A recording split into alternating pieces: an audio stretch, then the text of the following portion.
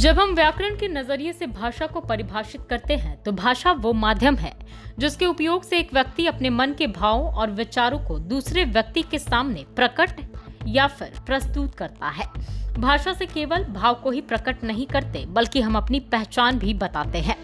बिहार में प्रमुखता से 4 भाषाएं बड़े तौर पर बोली और समझी जाती हैं, जैसे मैथिली, मगही, भोजपुरी और अंगिका।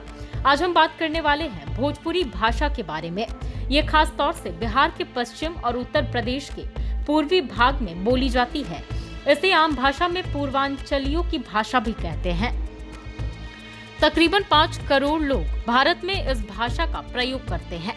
इसके साथ ही विदेशों में भी इसका प्रयोग किया जाता है, जैसे Nepal, Mauritius, Suriname, Sri Lanka, Fiji. लेकिन दुख की बात यह है कि इतना समृद्ध भाषा होने के बावजूद भी ये भारत के संविधान की 8वीं अनुसूची में शामिल नहीं है, जो बहुत ही दुर्भाग्यपूर्ण है। साथ ही ये दिखाता है कि अन्य भाषाओं की तुलना में भोजपुरी के साथ सौतेला व्यवहार किया जा रहा है। अब एक बार फिर से भोजपुरी को 8वीं अनुसूची में शामिल करने के लिए आंदोलन तेज होने जा रहा है। बिहार, यूपी के बड़े साहित्यकार फिर से इस आंदोलन को तेज करने के लिए लोगों को एकजुट करने में जुटे हैं। रोशनाई साहित्य संस्कृति की संवाहक संस्था के महासचिव गुलरेज शहजाद का कहना है कि भोजपुरी भाषी क्षेत्र के सभी सांसदों को एक मंच पर लाकर बड़े आंदोलन को शुरू करने की तैयारी है।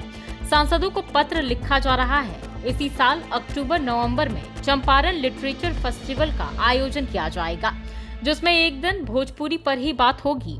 आज हम जानेंगे 8वीं अनुसूची क्या है और भोजपुरी को शामिल करने के लिए अब तक क्या कदम उठाए गए हैं। भारतीय संविधान के भाग 17वें में अनुच्छेद 343 से 351 तक शामिल अनुच्छेद आधिकारिक भाषाओं से संबंधित है। इस अनुसूची में भारत देश की आधिकारिक भाषाओं को सूचीबद्ध किया गया है।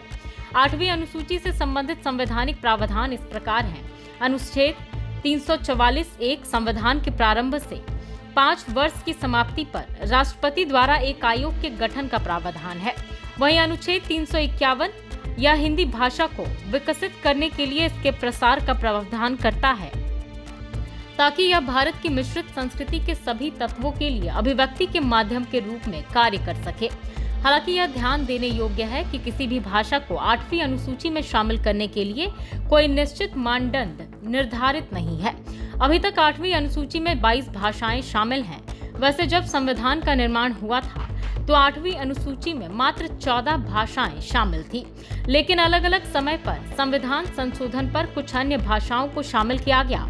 सबसे नया 2003 में 92 संविधान संशोधन अधिनियम, जो कि वर्ष 2004 से प्रभावी हुआ। बोडो, डोगरी, मैथिली और संथाली को 8वीं अनुसूची में शामिल किया गया। अब लौटते हैं भोजपुरी की ओर। बता दें कि सबसे पहले 1975 में इस भाषा को शामिल करने के लिए आवाज उठाई गई थी।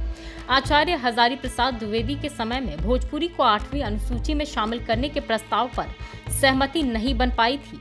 1975 में इसका खुलासा खुद आचार्य ने किया था। बाद में केंद्र सरकार ने सिमकांत महापात्र समिति का गठन भी किया था, जिसकी रिपोर्ट 13 साल पहले ही आ चुकी है, लेकिन सिवाय आश्वासन के भोजपुरी को अभी तक कुछ नहीं मिला। भोजपुरी को 8वीं अनुसूची में शामिल करने के लिए बिहार सरकार ने कैबिनेट से प्रस्ताव पारित कर गृह मंत्रालय को 2017 में ही भेज दिया था। तत्कालीन मुख्य सचिव त्रिपुरारी शरण ने गृह मंत्रालय को 18 अगस्त 2021 को पत्र लिखकर कार्रवाई का ब्यौरा मांगा, लेकिन संतोषजनक जवाब नहीं मिला।